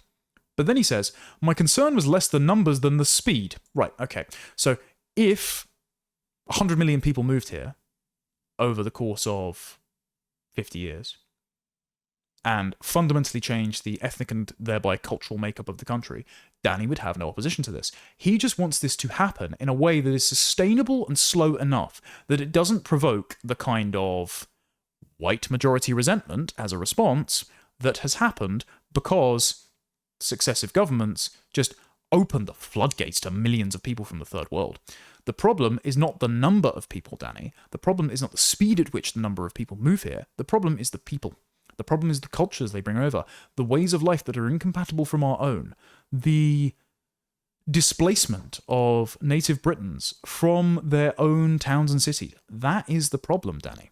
That is why you are getting this English identity politics as a reaction to unwanted waves of mass immigration that we always voted against, but your friends inflicted upon us anyway. He says, let us welcome people, but not huge and rapid movements that have allowed little or no time for integration. Okay, they haven't integrated. They don't want to integrate. So what is the consequence for them not integrating? Because what happens is with these sort of people, right, this sort of clique of liberals like Robert Toombs and Fraser Nelson and Neil Ferguson and now Danny Finkelstein, is they say, well, look, it's happened. They're here, or they're going to come here anyway. We just got to ensure they integrate. Okay. One, integration in their conception means thinning out British identity to encompass its antonyms, to basically deny us our settled identity, explain it back to us as a series of universalist liberal platitudes, which are really rather insulting, reducing it to a poetry recital, singing God Save the King and learning Rudyard Kipling. But also, if they don't integrate, they never say that there are any consequences for being unwilling to integrate because they're not willing to remove anyone from the country. They're not willing to assert a muscular identity that actually deters people from wanting to come here. Instead, they will continue to dilute the history, the heritage, and the identity of the settled people of this land until it is unrecognizable and thereby easy to replace wholesale with an entirely foreign culture, like Islam. And so, this is not a plan. This is just an attempt to have demographic and cultural displacement continue apace without you noticing and therefore complaining about it. It's a gaslighting exercise, and it hasn't worked. He says, it was, I argued, a reckless policy we would come to regret. It was an uncomfortable position at times, not least because I am the son of refugees and keenly aware of the impact of saying no to people who want to come here. So this is the problem. Danny's own self-identification as the son of indiscriminate refugees, never mind the fact that policies like the 1952 Refugee Convention were made with European Jews, not North African sex offenders in mind. But because Danny identifies abstractly as the son of refugees, he will always pull the lever to allow more people in. We just need to have, instead, a distinct awareness of ourselves as a people, that other peoples are themselves peoples, and yes, we might have friendly relationships with those peoples. We might allow Japanese tourists over, we might allow a few Jewish families in, we might allow freer movement between ourselves and our diasporas in the Anglosphere, heritage Australians and Canadians and Americans. But that doesn't mean that we have to accept everyone around the world indiscriminately, believing they are blank slates, and all capable of integrating, because underneath these layers of sediment of arbitrary cultural, geographic, and economic differences, we are all fundamentally the same. There's no latent egalitarian nature waiting for us at the bottom of destroying our identity, Danny. You have to understand this. And he says, my family has been safe here precisely because of British culture. We want to be part of it. We hope we have enriched it, but I would never wish to either ignore it or erase it. But you have. That's what the policies that you have supported have done. You have redefined British identity beyond recognition to a set of bland liberal platitudes, and any time someone has raised concerns about the conditions upon which integration are happening, or indigestible barriers to that integration happening among certain groups of people, particularly from the Muslim world, you have decided to call them racist. You have said, again, that white majority resentment is a worse problem than the mass immigration and multiculturalism that has caused said resentment to happen in the first place. So yes, you have ignored and you have helped to raise it. He says, the course of modern politics in Britain, I fear, has vindicated these warnings. Among the most valuable political assets is victimhood, and most political disputes consist of groups arguing over who should be legitimately considered the most victimized. This has now attached itself to ethnic groups. There has been the Black Lives Matter movement, calls for decolonizing museums and the curriculum, calls for reparations for slavery, rows over anti-Semitism in the Labour Party, fury over the way the mainstream has ignored Muslim sensibilities over schooling in Gaza, and now the white majority population is making its own bid for victim status.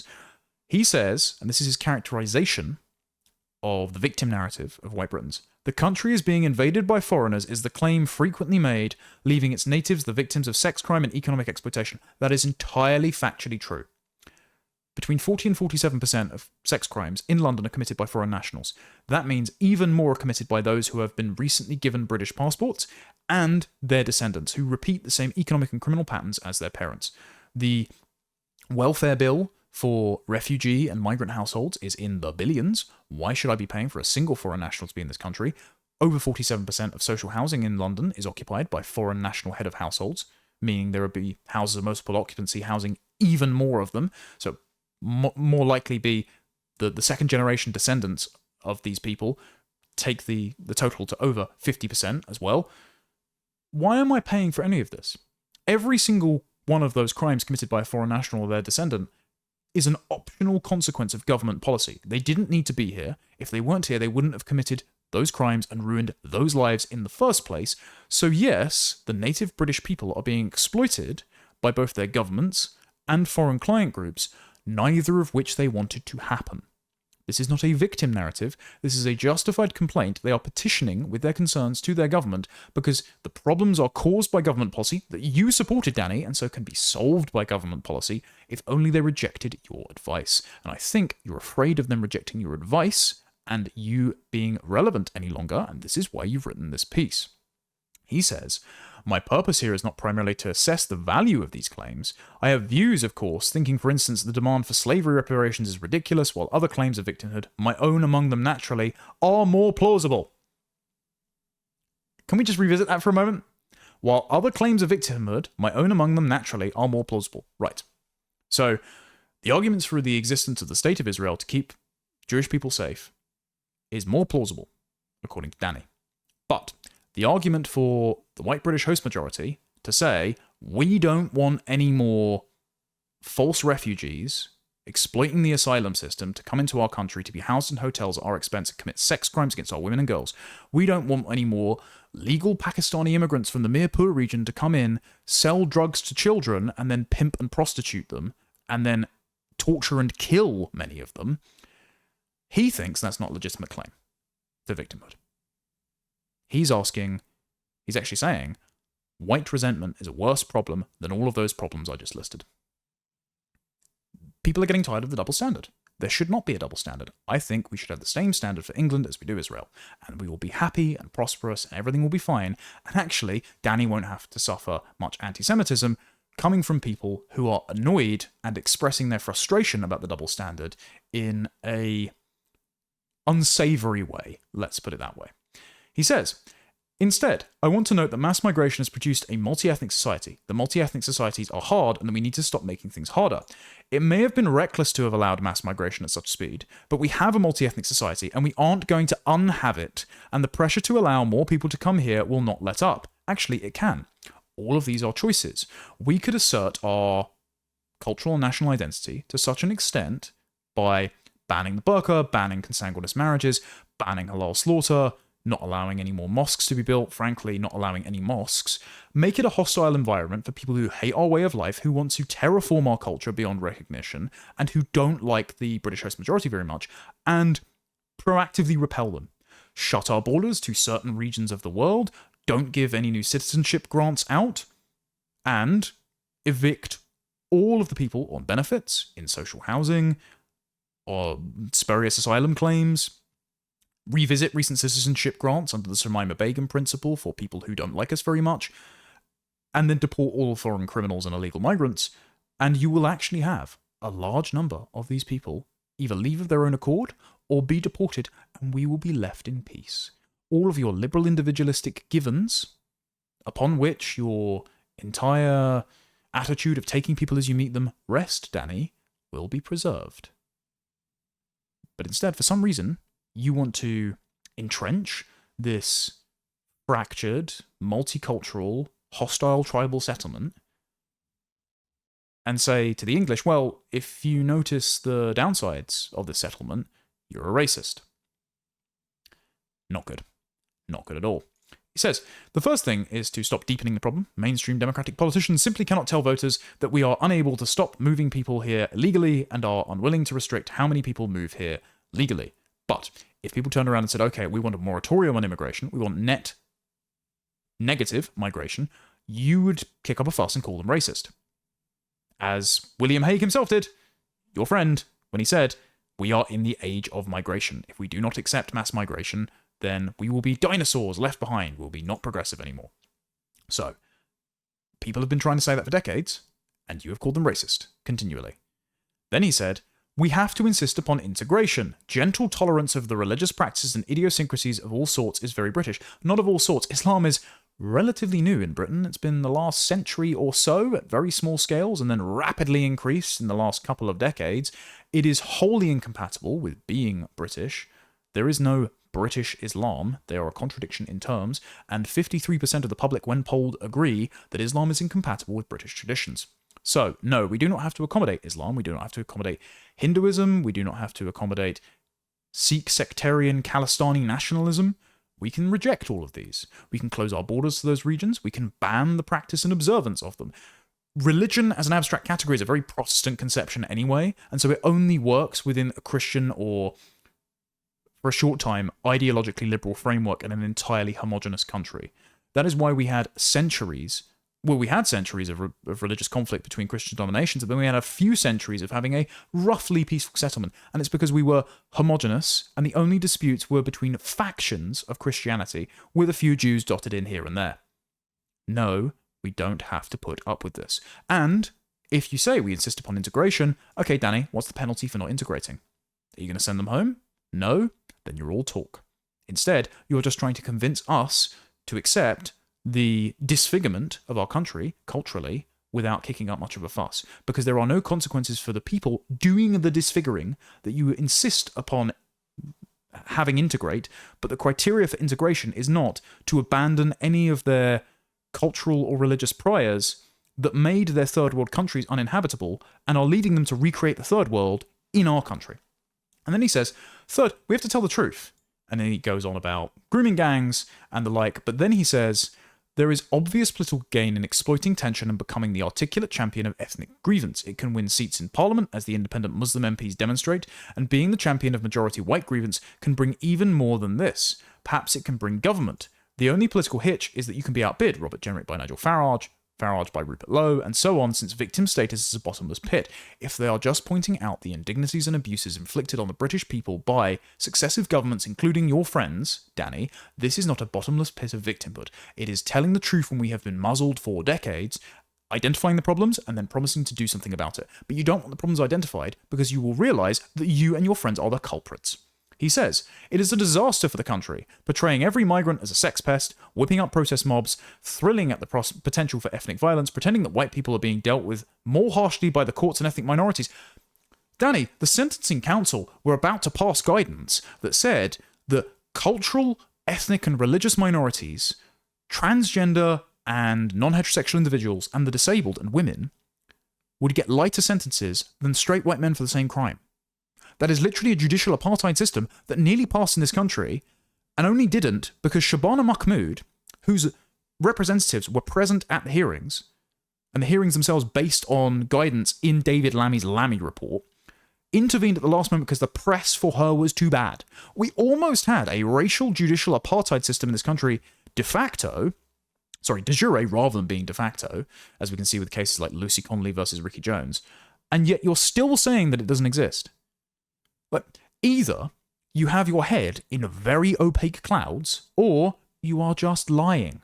You are just purposefully ignoring the things that are going on. He's suggesting that Britain, which we all have to go on living in, that's not true though. Not all. There are thousands of millionaires fleeing. In fact, Danny should know, because the Board of Deputies know this, there are thousands of Jews fleeing the UK right now. Like, Golders Green is emptying out. Synagogues are being turned into mosques. You can't get a salt bagel for love nor money. Why is that happening, Danny? It's because they don't like the mass Muslim migration that puts their lives directly at risk. And so, lots of them are going to the US or to Israel where they feel more comfortable. So saying, which we all have to go on living in, is not true. Because you're ethnically Jewish, I'm sure, and because you're very wealthy and very successful, through work off your own back, of course, I'm sure that you would be accepted with Israeli citizenship, or probably you'd get an O1 visa in America. So, you don't have to go on living in it. But the people who are living cheek by jowl with these ethnic enclaves, these no-go zones, these Muslim areas from which the grooming gangs have spawned, they have to go on living in it because they can't afford to escape. So actually, no. You, and supporting your multicultural luxury beliefs, you can flee at any time to somewhere that you haven't helped destroy yet. But the white British host majority that you're accusing of ethnic resentment and saying they're just indulging in victimhood politics, they are stuck here. And if they are stuck here, where they are minorities and not afforded the same minority rights under the Equality Act that present non-natives are, then will they be indulging in victimhood politics then, or will they have a justified grievance of saying we are being oppressed in our own country? I'll be interested to see the development in Danny's articles if and when that happens by 2063, when white Brits become a minority. He says, fantasizing that the police, are organising pro-migrant protests. They were literally escorting Stand Up to Racism Socialist Worker Party protesters with pre-printed placards, members of publicly funded unions like ASLEF and the National Education Union, to the front lines of protests at the Bell Hotel in Epping to provoke parents peacefully protesting against immigrant sex offenders, which, again, you've been denying in this piece, Danny. That actually happened. And again, all publicly accessible. Headline news for weeks. Why are you pretending this didn't happen? Why are you pretending all of this is calamitous and irresponsible? No, it's the truth, and you're not telling it. He says, I accept that this probably sounds a bit quaint, that it is a politics that should be shunned. So be it. I realise that combining a tough position on immigration, you don't have one, with some sort of limit on the exploitation of feelings of white victimhood is now deeply unfashionable. But I can't advocate open borders, and I can't join in ethnic war either. Well, even though open borders is the flippant expression for the policies you have supported, it would actually be harder to rubber stamp more visas and approve the entrance of more third world people into Britain than has already been conducted by successive Conservative and Labour parties, who you have either ideologically aligned with under Blair or directly influenced under Cameron, May, Johnson, and Sunak. And he says, I still think there are enough of us who feel this way to make a bit of a difference. I don't think there are. And I think this is the reason you wrote this article, is because you're petrified that your way of seeing the world is dying out, because the downsides to multiculturalism, to diversity, to the universal human rights regime that you've been pushing for decades now are apparent. So someone else who's been posting about this as well is John McTernan. John McTernan is a former Blair Labour advisor, and after Migration Watch published some stats created by Juice8882 on X, who you should follow, very good Anon account, John McTernan reacted, a better London has been created, because London has gone from 95% white British to 39% white British in a single lifetime. And that is according to 2021 census data, which itself is out of date because that was recorded before the Boris wave. Now, John McTernan as a Blair advisor is characteristic of the mindset that was endemic to the Blair Labour Party, which the Conservatives remade themselves in the image of. A little while ago, during the debate between Matt Goodwin and Michael Gove on what it means to be British, John McTernan expresses outrage that Rishi Sunak is not English, and then says he believes in nationalities and that races and ethnicities don't exist. So, the problem with Blairism is that it was just the ethnic cleansing of the English with polite, procedural, liberal window dressing. And this was admitted by a speechwriter called Andrew Nether during the Blair years, just after Tony Blair had left power. And he had said that the major shift in immigration policy came after the publication of a policy paper from the Performance and Innovation Unit, a Downing Street think tank, in the Cabinet Office in 2001. He then wrote a immigration speech for Barbara Roche, who was the Home Office immigration minister who introduced the American term, a nation of immigrants, into British discourse where it hadn't been before, because we've never been a nation of immigrants unless you're calling the Viking invasions and the Norman conquests immigration, at which point we should probably have a pretty stark discussion about what the Windrush generation was. And he says, earlier drafts I saw also included a driving political purpose, that mass migration was the way that the government was going to make the UK truly multicultural. I remember coming away from some discussions with a clear sense that the policy was intended, even if this wasn't its main purpose, to rub the right's nose in diversity and render their arguments out of date. So, the purpose of Blair years immigration and multicultural policy was to destroy their political enemies and cement a multi-ethnic, multicultural settlement that meant that politics was on liberal rails from here until forever. And when the contradictions of this policy made themselves manifest, for example, John McTernan saying races and ethnicities don't exist, but then also tweeting that I believe in the existence of the State of Israel as a Jewish homeland, the point of those schizophrenic approaches to ethnic, religious, and national identity is not consistency. The point is to get you cancelled for noticing the contradictions so that demographic and cultural change can continue uninterrupted without much opposition.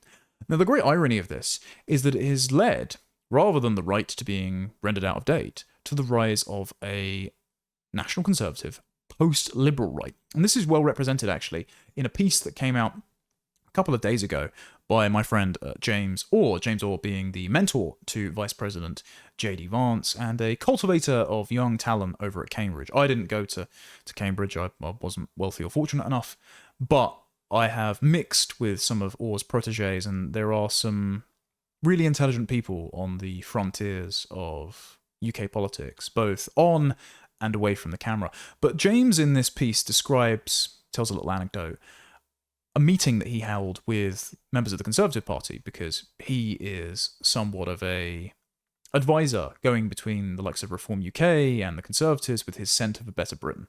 And he flits back and forth between the Trump administration and has the ear of the Vice President, so he is taken seriously in these circles. And he addressed a bunch of shell-shocked Tories who lost control of all their major councils and lost hundreds of seats. It was an absolute bloodbath under Kemi Badenoch. And he says, to my astonishment, the post-speech discussion veered instantly towards the war in Ukraine and the US Vice President's perceived incivility towards President Zelensky. Momentarily losing my composure, I accused them of suffering from Ukraine brain and argued that polling in the run-up to the election had made it unambiguously clear that the British people would rather its leaders prioritise the defence of Kent over the defence of Kiev. There followed a stunned silence that was broken eventually by an aggressively whispered, Kiev. The point is, a conservative old guard, the One Nation faction, fundamentally George Bush-esque liberals, are still obsessed with huffing the fading fumes of the end of history. They're Francis Fukuyama-style liberals who believe that all they need to do is roll out liberal democracy and state-managed capitalism like a blueprint to the rest of the world, and they will unleash this latent egalitarian nature that Danny Finkelstein's article sort of hints at among all immigrants in places like Iraq, Afghanistan, Libya, Syria, and all the other places where they waged failed regime change wars. And there's a few reasons why a young cohort of right-wingers despise this. Number one, they recognize that there are differences between peoples because they've been forced to live around them in their own countries despite their expressed wishes not to have immigration. Number two, they've seen a number of foreign policy ventures in the countries I just named by the US, the UK, and the global American empire in recent years, and so are very skeptical of proactive foreign interventionism and adventurism. And number three, what are you actually fighting for in Ukraine? Because it would be very different if we were assisting the Ukrainians who were somehow a historical close ally of ours from their culture being eradicated and their people being conquered by a hostile foreign power. Like, if the Japanese were invaded by the Chinese, I think it would be understandable that we would help them a little bit. Probably through loans and armaments they would repay back after they won a war. What are we fighting for, or what are we helping the Ukrainians fight for, if not just to make their country another vessel to fill with African migration? Like, I don't want them to make it. I don't want to involve myself in a costly conflict, spending blood and treasure on turning Ukraine into another economic landing strip. They're already like the surrogacy capital of the world, inflicting atrocities on unborn children and selling them to rich celebrities who were either too reckless to have kids of their own or are voluntarily depriving those children of one or more of their biological birth parents because they're in a same-sex relationship. I'm not keen on defending that, but this is a generational divide, as James points out, because when he read Charles Moore's column last weekend, he warned that national conservatives like Vice President Vance and James were flirting with a perverted patriotism that may yet lead to neo-fascism. So anything except abiding by the fiction of a rules-based international order, anything except abiding by the liberal international norms that allowed Danny Finkelstein's parents to come over as refugees and therefore now unlimited numbers of fighting-age foreign criminal males to enter our country. Anything except preserving that settlement and carrying on as if there's no problems is indistinguishable from fascism and is white majority resentment that is more calamitous than the problems caused by immigration in the first place. And so James writes later down the line, this mindset, World War II brain, the idea that every single conflict is a rerun of the Second World War, that Zelensky is Churchill and that Putin is Hitler, that we also must be Churchill, even though Churchill took the fight to foreign invaders abroad, and then when they arrive in our country, we must actually act like Chamberlain and appease them. So we have to be Chamberlain at home, but Churchill abroad. As Harrison Pitt recently joked on an episode of Deprogrammed, if the Wagner group had rocked up in a dinghy from Calais into Britain, would we suddenly be obliged to pay for their hotel fees and after a couple of years recognise them as indistinguishably British from themselves, and then be in the absurd proposition that the Wagner group were launching counterinsurgency efforts, so it'd be British nationals fighting the British government, even though they are still Russian mercenaries? Like, Charles Moore would not abide by any of this, but there's a different standard that applies when it is migrants in the third world, for example. Absolutely insane. But, as James says, this mindset, World War II brain, in the idiolect of the right-wing Zoomers who are mostly mystified by it, motivates hopelessly muddled thinking and ignores the realpolitik of Russia's long-standing paranoia over NATO, the conflict's devastating effects on European energy prices, and the disastrous realignment of Russia with China. Not just does it ignore all of those obvious and foreseeable problems that have been caused by this liberal international order and the fictions that you can govern geopolitics by a set of rules that everyone with different cultural priors will abide by, it also just isn't our problem when our countries are falling apart. Like, James says, thankfully this is a mindset the US Vice President unequivocally rejects, and I think for Britain to be fixed, you need a British equivalent to J.D. Vance who thinks in the same fashion. James says, as for the emerging figures on Britain's new right, it is they alone who seem to understand that the time has come to rally behind politicians who put Kent before Kyiv, Glasgow before Gaza, and Bournemouth before Beijing. And Matt Goodwin, in a paper for Policy Exchange, his essay that he contributed to the future of the right, outlines this, that the new divide among the new right and the old right in Britain is characterised by a realignment still shaping British politics, sees one in broad terms as the cultural axis, national belonging versus universal liberalism, becoming just as important, if not more so, as an economic axis of markets versus the state. And he says, clearly this is not to say that debates about economic security no longer matter. After all, Britain remains locked in the sharpest cost of living crisis since the Second World War, with stagnant growth, low productivity, and very high levels of debt. But it is to say that actual or perceived concerns about belonging, culture, and identity, sharpened by mass immigration, broken borders, and the rise of Islamism, have become much more important lens through which voters interpret and navigate politics. While the precise nature of these concerns varies from one country to the next, in Britain in political terms, they represent a strong and growing public rejection of the post-1997 Blairite consensus which the old right, under the Tories, under Danny Finkelstein, themselves accepted and entrenched. Mass uncontrolled immigration, weaker if not porous borders, universal liberalism, untrammeled free markets or hyperglobalization, identitarian politics, an instinctive preference for elites over citizens, a reframing of national identity along post-national multicultural lines that also promotes difference over commonality, and a new authoritarian progressivism that uses hate speech laws, speech codes, censorship, and expanded taboos like far-right Islamophobia, hate, or white majority resentment to try and stigmatize, if not shut down, legitimate opposition, undermining free speech. Matt and James are accurately characterizing the emergent new right that is gaining momentum among the electorate and on social and alternative media. And this is why containment pieces like this have been written. Because the old, ostensible, self-identifying right, the Conservatives who made the last 14 years of Tory governance indistinguishable from Blair's cultural and constitutional revolution, they are petrified that they are losing relevance and being blamed for the problems that they have caused. And so Matt had an exchange with Fraser Nelson and Danny Finkelstein over X, because Nelson, the most incorrect man in Britain, decided to share Danny's article because these regime apologists mutually reinforce one another. Matt says liberal Toryism is dead. Danny responds and says, there was a time I would have worried about this, but you're no longer someone I respect, I'm sad to say. Nobody respects you, Danny.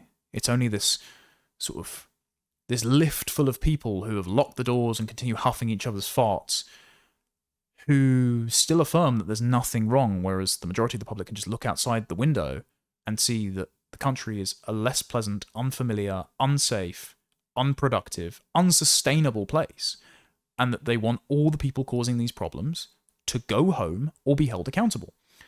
And he says, you now have the support of a fan club, and I'm glad if it makes you happy, but I'm not able to be part of it, I'm afraid.